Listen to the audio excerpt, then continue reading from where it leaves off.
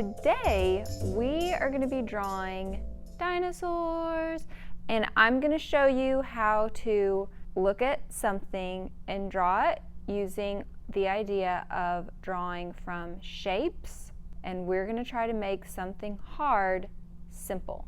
So I think I'm going to draw this one first. I want you to at least have one main dino, but if you want multiple, you can. So when you look at him, I'm going to look for the main body shape, which I can see a circle, oval, triangle, oval, rectangle. You can break it down into some shapes.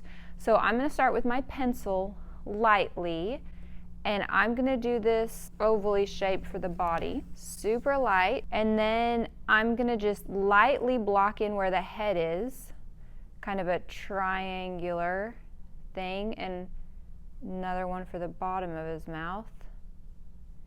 And then I'm going to leave room for the tail, which, you know what, I didn't leave enough room for the tail, but I can curve my tail, or I could have it going off the painting, but I think I will go ahead and curve my tail. Okay, so I've got the basic shapes, very simple, and now if I like how that looks and it fits on the page, I can start adding the details to it. Look at this. This is one of the trickiest parts, but I noticed that it connects here, right about to the mouth, and that it curves up. So I'm going to put in a line for that, and then I can see it goes down to the head. There. So even though it looks complicated to draw, it's not as bad as you would think. So you can add in the eye, circle for the eye. These things look pretty straightforward, just out, curved, and back. And you could curve here. That kind of makes it look like it's coming out of the head. And then you see the other one back there, so depending on your angle, you could add the other one kind of behind it instead of drawing through it. And then, now this is lightly drawn in, but I see the head kind of curves up. So I can go like that, and I can add this little triangle nostril hole. And then that was fine, so I can just trace it the bottom of the mouth down to the belly. Okay, now let's look at the leg here. It looks like it goes backwards and down for both of those lines, and this curves over. So you could start here, go backwards and down, curve over, backwards and down. And then looking at the foot, what shape could you think that that might look like? Kind of ovalish. And if you want to add toes in, you could. I'm going to go to the back leg, and to me this looks like a big oval. So I'm just going to draw a big old oval right there. And then at the knee, it goes out. So out and down, and the front just goes down. And then there's another little foot, and you can make it like an oval like that one. For my back, that looks pretty good, so I'm just going to trace the lines that I like. I'm leaving the lines I don't like and not going to worry about it. Now I can take my pencil and add the details, like the little spikes. I'm going to draw this guy in the background. Since he's in the background, he's going to be small. He's in the foreground, so he's big.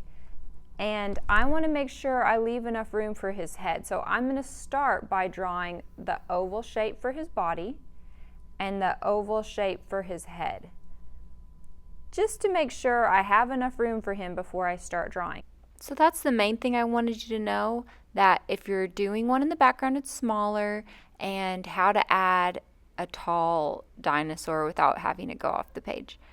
The rest of it is the same, just looking for shapes and adding them on, looking at it carefully and going piece by piece. We're going to add a horizon line. A horizon line is the line that separates the sky from the ground. After you've gotten your horizon line, you're going to spend the rest of the time adding details to your environment. You can add volcanoes, palm trees, maybe a lake. You can add things to make it interesting. And then you're going to go over everything and Sharpie it. If you want to add your details just with Sharpie, save the time from adding it pencil and Sharpie, go for it. Be brave and just go for it straight with the Sharpie. Remember, Sharpies are thicker than pencils, so if you draw very small things, it won't be able to trace very well. Next time, we'll add color. Now that I've got all my sharpieing done, I'm going to take my big eraser and finally erase my mistakes. And hopefully, if you've drawn lightly enough, then they'll just come right off. We are going to use oil pastels to color in our dinosaurs. And if you notice, most of these dinosaurs have at least 2 colors on them.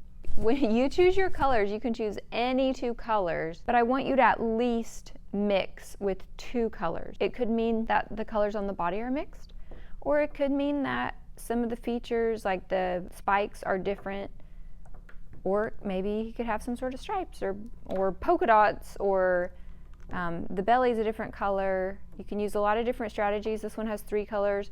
You don't only have to use 2 main colors, you can use more than that. Oil pastels are very creamy, they mix really nicely. If I want to have realistic colors like a blue water and green or brown background, then maybe I want to pick a different color so that my dinosaur will stand out. And I'm going to color him in, I'll color this in. We're going to paint on other things. The big areas we're going to paint, but our dinosaurs will be oil pastel, and then say if you want to do some leaves or some smaller features, you can, but we'll oil pastel some things and then we'll move on to paint.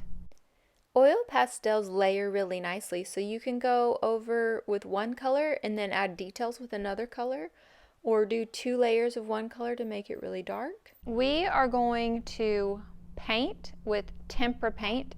Remember, when you're using Mr. Brush, to paint nice and gently with him to keep his hair looking so good. Tempera paint, if it has not been used, may be dry and might need water. You put a little water on it, do a few turns around on it, and however much, well, this came out darker than I expected. So if it's darker than you expected, dip your brush really quickly in the water and you can just spread all that out. This, we're going to be painting on a placemat, so it's totally fine for the placemat to get painty. Once Mr. Brush is done with one color, remember to give him his nice relaxing bath. La-di-da-di-da. Before you go into a new color. And then you're just going to keep, these tempera paints are a little similar to watercolor, where if one thing is wet and you paint right next to it, the 2 colors may bleed into each other. So it might be a good idea to skip around on your paper and let one area dry before you start painting the area right next to it. If you can layer multiple colors, that's going to make your painting more interesting.